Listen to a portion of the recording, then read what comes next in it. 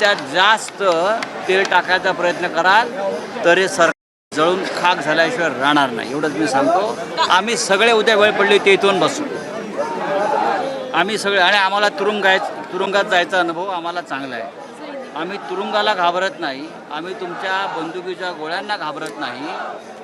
देशात आजही या देशासाठी मरणाऱ्यांची संख्या फार मोठी आहे, त्यात आम्ही आहोत.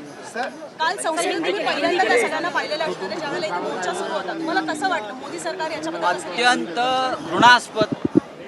या देशामध्ये आपण राहतो आणि देशावर अशा प्रकारचे राज्य करते आहेत याची प्रथम आम्हाला घृणा वाटते. या देशामध्ये अनेकांनी राज्य केलं, विरोधी पक्षाने केलं, काँग्रेस पक्षाने केलं, पण इतका घृणास्पद आणि अमानुष पद्धतीचं राज्य यापूर्वी कोणी केलं नाही. मला ईदी अमीनची आठवण झाली. ठीक है सर, हिंदी में आप बताइए क्या है? जंतर मंतर पहुंचे हैं आप? यहाँ से जंतर मंतर से जो आग लगी है वो देश हित की आग है, राष्ट्रहित की आग है, वो अब बुझेगी नहीं. देश के युवा है, अभिजीत है, वांगचूक अस्पताल में है, फिर भी कल के आंदोलन के बाद भी हज़ारों के संख्या में आज युवा यहाँ इकट्ठा हुआ है.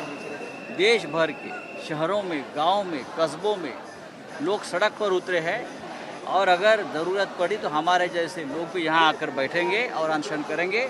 मैं आपको अभी बताता हूँ, हमको मरने का डर नहीं है, न जेल का डर है. सर, ठाकरे बंधुंनी उसको लेकर के आपकी क्या प्रतिक्रिया है? कई छात्र क्या घायल है, अमित शाह ने या और जो उनको मंत्री है अपने आँख के सामने अपने बेटों को लाइए, जय शाह को लाइए. अगर उनको ये इतनी पिटाई होती तो उनको क्या लगता? धर्मेंद्र प्रधान की बेटी की पिटाई होती तो क्या लगता? बाकी मोदी जी की बात तो छोड़ दीजिए. सर, ठाकरे बंधुंनी लेकिन जिनको बच्चे हैं, आज समझ लो ये हमारे बच्चे हैं सर, देश के बच्चे हैं, वो आपके बच्चे नहीं. आप सत्ता पे बैठे हो. दहशतवादी म्हटलं जातंय तरुणांना. ठाकरे बंधूंनी पाठिंबा देऊ नये अशा पद्धतीने कोण हिणवलं दहशतवादी? जातंय. कोण दहशतवादी? तरुण आंदोलन करतात. दहशतवादी याच मुलांनी तुम्हाला सत्तेवर आणलंय. नरेंद्र मोदी, ही जी मुलं आहेत ना, यांनी तुम्हाला 12 वर्षापूर्वी सत्तेवर आणलेली ही मुलं आहेत सगळी, लक्षात घ्या. कधी काळी ही मुलं सुद्धा तुमची भक्त झाली होती सुरुवातीला.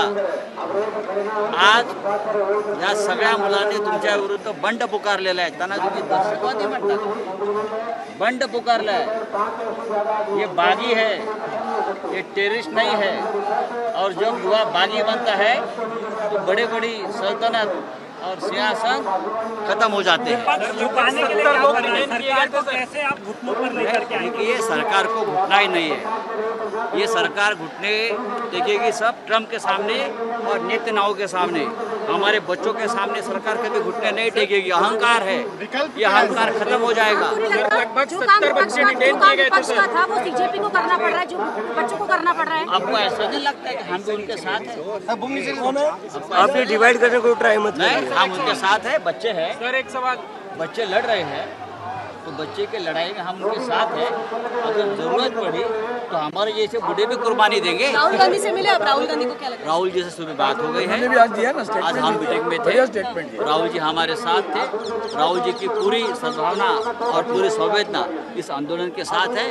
उद्धव ठाकरे जी हो, अखिलेश यादव जी हो, कोई भी हो, चाहे लेफ्ट हो चाहे राइट हो, हमारे इंडिया ब्लॉक में सभी वांगचूक जी के और अभिजीत के साथ है. Thank you.